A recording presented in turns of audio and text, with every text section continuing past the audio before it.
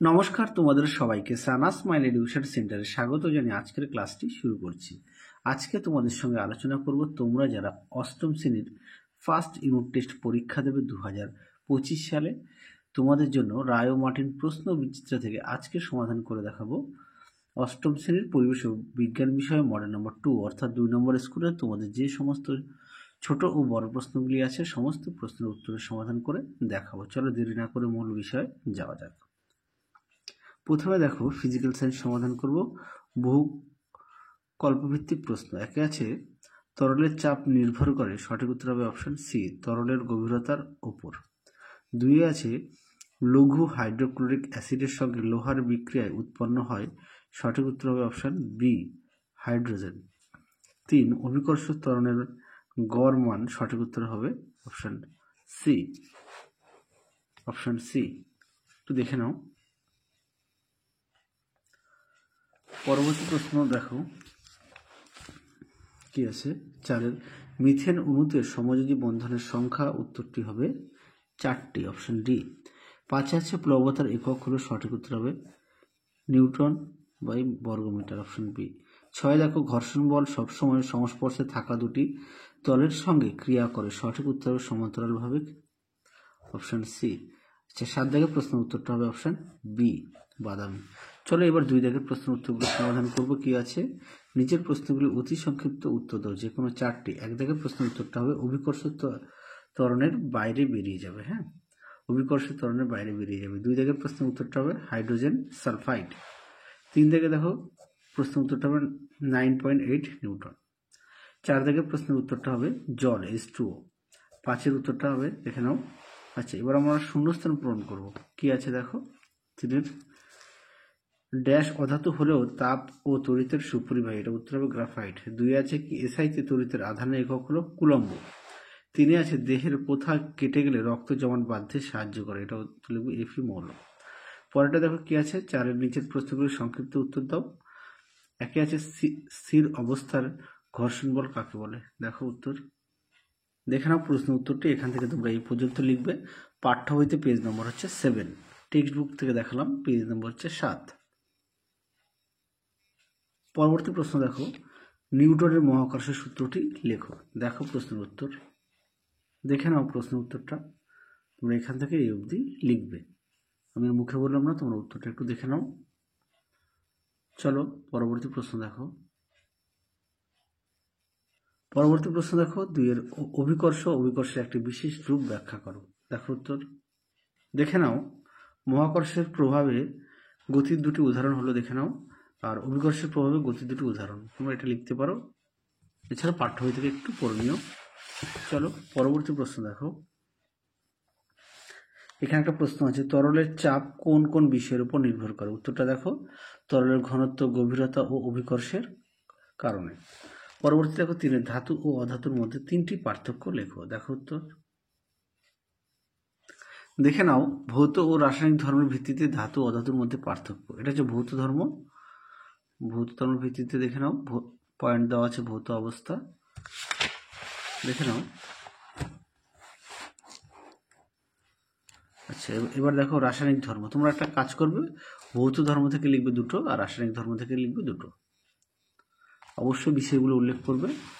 চলো পরবর্তী প্রশ্ন দেখো কি আছে, 4 দাগের প্রশ্নটা কি আছে, একটি মাত্র রাসায়নিক ধর্মের সাহায্যে নিচের পদার্থগুলিকে কিভাবে শনাক্ত করবে, দস্তা ও ফেরাস সালফাইড। দেখো উত্তরটা আমি এখানে লিখে দিয়েছি, ওটা দেখে নাও। পরবর্তী প্রশ্ন দেখো, আইসোটোপ কাকে বলে। দেখো উত্তর দেখে নাও। আইসোটোপ কাকে বলে উদাহরণ দাও, এখান থেকে এই পর্যন্ত লিখবে, অবশ্যই উদাহরণ দেবে। চলো পরবর্তী প্রশ্ন দেখো।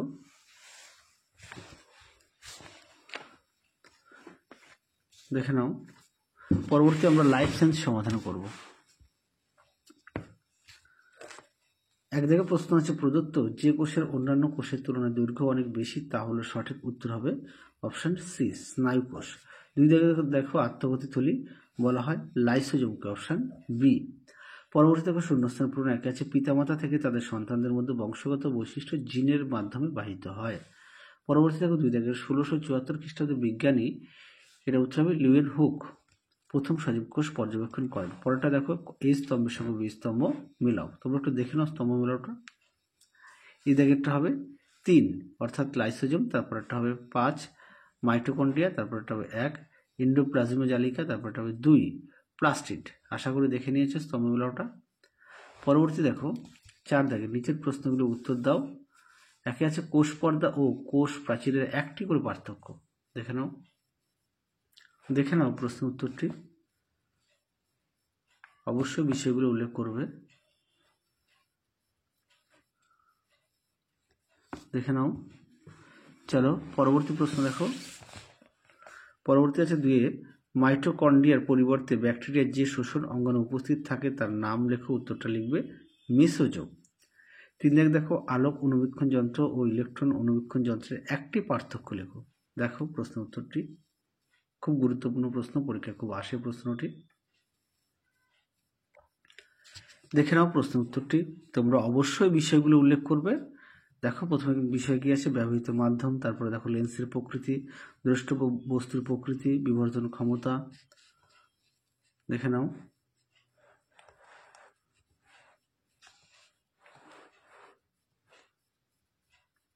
দেখে নাও মোট 8টি দেওয়া আছে, তোমরা অবশ্যই পড়ে লিখবে, যদি পারো খাতা একটু লিখে পড়বে। পরবর্তী প্রশ্ন দেখো 5-এর নিচের প্রশ্নগুলোর সংক্ষিপ্ত উত্তর দাও যে কোনো একটি। আচ্ছা, টিকা লেখো দেওয়া আছে ভাজক কলা। প্রশ্ন মানটা দেখে নাও 2। দেখে নাও ভাজক কলার সম্পর্কে টিকা লেখো। চলো দেখাই। তোমরা একটা কাজ করবে, ভাজক কলার এই যে পয়েন্টগুলো দেওয়া আছে পয়েন্ট দিয়ে লিখবে। দেখো সংজ্ঞা দেবে, যে কলার কোষগুলি বিভাজনে সক্ষম তাকে ভাজক কলা বলে। তারপরে অবস্থানটা দেবে, কি আছে, উদ্ভিদের বর্ধনশীল অংশে অবস্থান করে ভাজক কলা। 3 আছে কোষের আকৃতি, সজীব ও অপরিণত। তারপরে দেওয়া আছে কোষের আকৃতি, প্রথম এটা ছিল প্রকৃতি, এটা হচ্ছে আকৃতি, নির্দিষ্ট আকৃতিযুক্ত। 5 আছে কোষ প্রাচীর পাতলা অলঙ্করণ বিহীন। 6 আছে কোষান্তর রন্ধ্র অনুপস্থিত। 7 আছে কাজ, উদ্ভিদ অঙ্গের বৃদ্ধি। আশা করি দেখে নিয়েছ। আচ্ছা, পরবর্তী প্রশ্ন দেখো। তোমাদের আরও একটি গুরুত্বপূর্ণ বিষয়ে কথা বলে, তোমাদের আগের ভিডিওতে আমরা 8ম শ্রেণীর বাকি সমস্ত বিষয়ে সমাধান করে দেওয়া আছে। এছাড়াও তোমাদের ফার্স্ট ইউনিট টেস্টের প্রতিটা বিষয়ের সাজেশান দেওয়া আছে। তোমরা যারা এখনও দেখোনি সাজেশানটি, সেটা অবশ্যই দেখে নিও। 2 জায়গায় দেখো নিউক্লিয়াসের চিত্র অঙ্কন করো এবং যে কোনো 2টি অংশে চিহ্নিত করো। দেখো প্রশ্ন উত্তরটি। তোমরা তোমাদের পাঠ্য বই থেকেও পড়ে নিতে পারো, আর অবশ্যই প্রতিটা বিষয়ে পাঠ্য বই খুঁটিয়ে পড়বে। তোমরা ভাজক কলা এটাও লিখতে পারো। হ্যাঁ, দেখে নাও, এটাও লিখতে পারো ভাজক কলার ক্ষেত্রে। দেখে নাও সুন্দর করে দেওয়া আছে।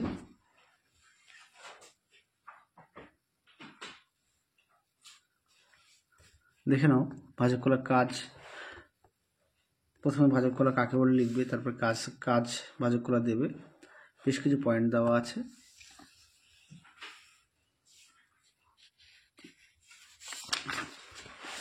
চলো দেখো নিউক্লিয়াসের চিত্র। দেখে নাও, অবশ্যই নামগুলো উল্লেখ করবে। তাহলে চলো তোমাদের 2 নম্বর স্কুলে যে সমস্ত ছোট ও বড় প্রশ্নগুলো ছিল সমস্ত প্রশ্নের উত্তরের সমাধান করে দেখিয়ে দিলাম। তোমরা অবশ্যই বাড়িতে পড়বে। তাহলে আজকের মতো এখানেই সমাপ্ত করছি। আবার দেখা হবে খুব শীঘ্রই তোমাদের পরবর্তী ভিডিওতে। তোমরা সবাই সুস্থ থেকো, ভালো থেকো। আজকের মতো টাটা।